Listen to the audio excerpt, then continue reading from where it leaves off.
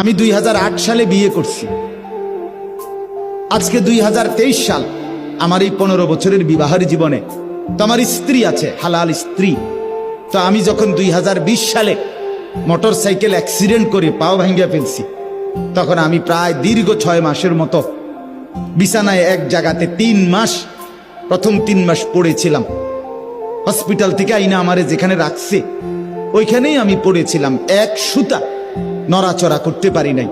পেশাব, পায়খানা, অজু, গোসল, খানা, খাদ্য সবকিছু এই এক জায়গায়।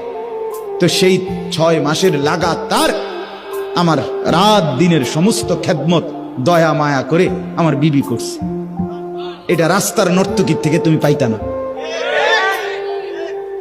এটা মিলবে না।